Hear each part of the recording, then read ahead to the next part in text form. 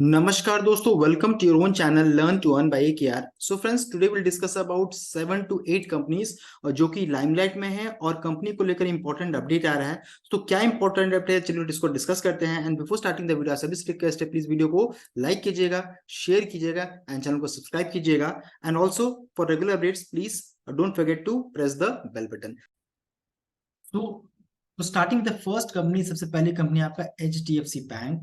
और कंपनी ने अनाउंस किया अपना नंबर काफी बेहतरीन था। इस कारण से आज जब पूरी मार्केट में ब्लड बाथ था, पूरी गिरावट थी, आज HDFC बैंक में लगभग 1 से 1.5% का उछाल देखने को मिला। सो क्या नंबर था, जरा हम लोग चेक कर लेते हैं कैसा नंबर आया है। तो सबसे पहला चीज देखिए, कंपनी का बैंक क्रॉस एडवांस को अगर आप चेक कीजिएगा तो यहाँ पर जो भी मैंने कलर किया उसको आप ध्यान से देखिए। इसमें लिखा हुआ देखिए, सबसे पहला चीज है, अगर ग्रॉस एडवांस में जो रहता है ग्रोथ हुआ है अबाउट 57.7%। अगर हम लोग कंपेयर करेंगे इसे लास्ट ईयर 2022 सितंबर 2022 से कंपेयर करेंगे तो 57.7% का ग्रोथ है। और 44.4% का ग्रोथ है अगर हम लोग लास्ट क्वार्टर से कंपेयर करें, यानी लास्ट क्वार्टर से भी बढ़कर आया है, प्लस लास्ट ईयर से भी अगर कंपेयर करेंगे तो सभी लगभग इतना परसेंट का उछाल इसमें देखने को मिला है। दूसरा चीज कंपनी का, अगर हम लोग कंपेयर करेंगे डोमेस्टिक रिटेल लोन जो कि ग्रो किया है बाय अराउंड 111.5%, 111.5% का ग्रोथ है इसमें। अगर 2022 यानी लास्ट ईयर से कंपेयर करें तब,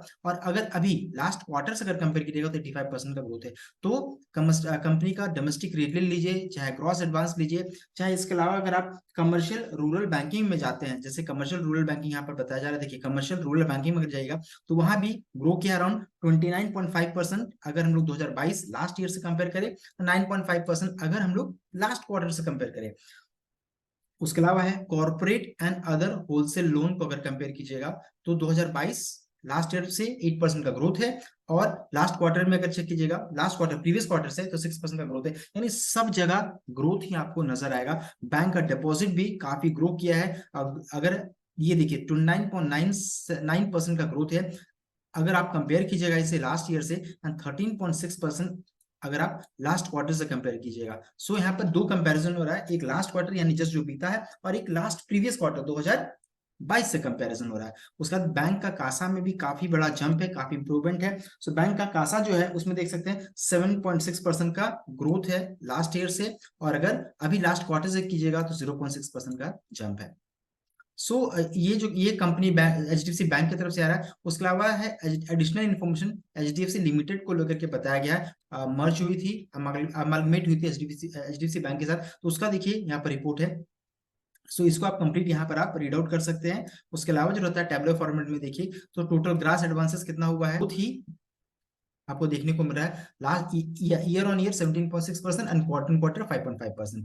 उसी तरह से HDFC में HDFC में चेक कीजिएगा आप, तो यहाँ आपको डिग्रोथ नजर आ रहा है, -20.40 एंड -6.2। उसके अलावा है डिपॉजिट में चेक कीजिएगा, देखिए इसमें भी 18.2% का ईयर ऑन ईयर जंप है, क्वार्टर क्वार्टर है 5.3%। ये रिजल्ट जो है काफी पॉजिटिव रिजल्ट है, और इस कारण से आज इसके शेयर प्राइस में भी HDFC बैंक के शेयर प्राइस में भी जंप देखने को मिला है। Moving to the next company for today, Nestle. और नेस्ले की तरफ से इन्फॉर्मेशन आ रहा है दैट इनकी बोर्ड ऑफ डायरेक्टर्स की मीटिंग होने वाली है, शेड्यूल की गई है। और इस जो डेट है दैट इज 19 अक्टूबर 2023, 19 अक्टूबर 2023, और जहां पर वो कंसिडर करेंगे announcement of unaudited financial result of the company for the third quarter. And ये हो गई पहली इन्फॉर्मेशन। दूसरा हो गया आपका declaration of second interim dividend for the year 2023। तो डिविडेंड अनाउंसमेंट होगा, और अगर डिविडेंड अनाउंस हुआ, अप्रूव हुआ, तो रिकॉर्ड डेट फिक्स किया गया है 1 नवंबर 2023 डिविडेंड को लेकर के। एंड थर्ड बहुत क्रिटिकल इंफॉर्मेशन है, that is alteration in share capital of the company by sub division split of existing equity shares. यहाँ पर शेयर स्प्लिट की भी बात हो रही है, वो भी अप्रूवल के लिए जाएगा। तीन इंपॉर्टेंट इंफॉर्मेशन है जो कि 19 अक्टूबर 2023 को आएगा। Moving to the third company for today, that is Lemon Tree hotel. Lemon Tree hotel की तरफ से इंफॉर्मेशन आ रहा है that inform that license agreement जो है फॉर की प्राइमा अकीटा होटल जो कि 40 रूम होटल है, operated under the company's brand, has been terminated. तो ये नेगेटिव न्यूज हो गई।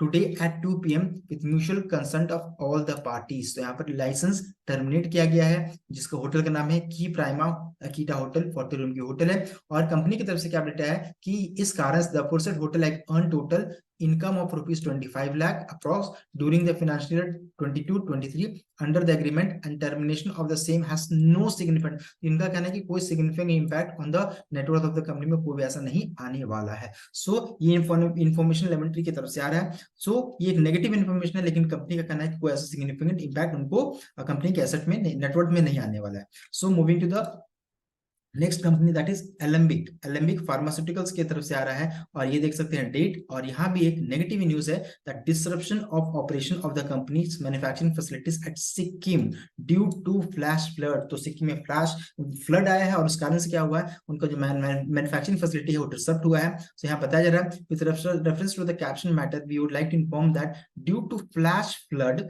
इन river Teesta because of cloud burst, बादल फटने के कारण water entered in our manufacturing facility at Namthang south Sikkim and hence manufacturing operation stands disrupted with effect from 4 October 2023। So ये अच्छी न्यूज नहीं है कंपनी को लेकर के। देयर इज नो लॉस और harm cost to any person, तो किसी तरह का जान माल का खतरा नहीं है। And the assessment of loss damage will take a while, तो अभी तक उनको ये नहीं पता है कि कितना लॉस हुआ है, कितना डैमेज हुआ है। ऑल एसेट जो भी कंपनी का है are adequately insured and insurance किया हुआ है, necessary intimation have been given to the insurance company. So ये बताया जा रहा है कंपनी की तरफ से इंफॉर्मेशन आ रहा है जो कि नेगेटिव न्यूज है, और जो भी इनके पास अभी लॉस और डैमेज जो भी हुआ है उसका कोई अभी असेसमेंट नहीं हुआ है, और इंश्योरेंस कंपनी को अपडेट कर दिया गया रिगार्डिंग दिस। सो ये एक नेगेटिव न्यूज एलेम्बिक फार्मा को लेकर आ रहा है। Moving to the next company that is Vikas life care limited. So Vikas life care limited की तरफ से आ रहा है information that company, this is to inform that जिनका search operation which were initiated by income tax department in connection with some other SEC, तो कोई और एसएससी था उनको लेकर के search operation income tax department की तरफ से were also carried out at our premises, तो उनके premises में सर्च हुआ and we were having certain business relation with that SSC in past year. During the search operation, the company and its offices bearers extended their full cooperation to income tax officials and provided all information documents sought for and shall continue to cooperate with department in further proceeding. Though we do not foresee any material impact of the proceeding on the company's current future business operation, we are submitting this letter in order to put to rest any speculative or baseless information circulating without endorsement of the company. तो company का कहना है कि हम लोगों ने अपने तरफ से क्लैरिटी दे दिया है, और कोई भी बेसलेस इंफॉर्मेशन, कोई भी नेगेटिव एनवायरनमेंट क्रिएट नहीं करना चाहिए रिगार्डिंग द कंपनी, क्योंकि ये जो इनकम टैक्स का डिपार्टमेंट का सर्च ऑपरेशन जो हुआ है that is with in search of other SSC जो कि इनके साथ रिलेशनशिप में थे पहले, अब नहीं है, और कंपनी ने फुल सपोर्ट दिया है। सो इस तरीके से कंपनी की तरफ से ये इन्फॉर्मेशन आ रहा है। सो अब ये देखने की बात है कि मार्केट इसको किस तरीके से लेता है। सो इस चीज को ध्यान में रखकर के आपको ट्रेड करना है, चूंकि नेगेटिव न्यूज है इसलिए आपको बिना सॉफ्टवेयर का कोई ट्रेड नहीं करना चाहिए regarding Vikas life care limited. Moving to the next company that is Vedanta को लेकर की इन्फॉर्मेशन आ रही है दैट अनिल अग्रवाल जो है वो एडवांस स्टॉक में है। बातचीत हो रही है with JP Morgan Standard Chartered Bank to secure $3 billion refinancing facility to stop of a default. So Vedanta Resource Limited जो है वेदांता की पेरेंट कंपनी है, वो अभी डेट में है, और उस डेट के डिफॉल्ट से बचने के लिए अनिल अग्रवाल जो है एडवांस स्टॉक बातचीत हो रही है, और वो एडवांस स्टेज में है with JP Morgan and Standard Chartered bank.